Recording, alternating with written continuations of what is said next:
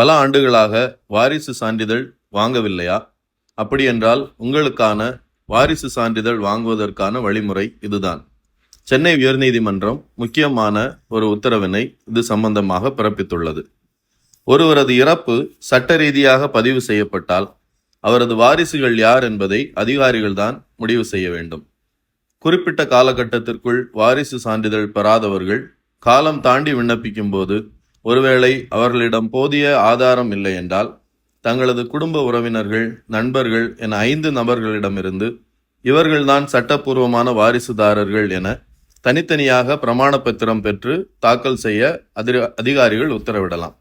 இதற்கு போட்டியாகவோ அல்லது ஆட்சேபம் தெரிவித்தோ யாரும் எதிர் மனுக்களை தாக்கல் செய்யாவிட்டால் இருக்கும் ஆவணங்களின் அடிப்படையில் மனுதாரர்களுக்கு வாரிசு சான்றிதழ் வழங்கலாம் என உயர்நீதிமன்றம் முக்கியமான உத்தரவினை பிறப்பித்துள்ளது.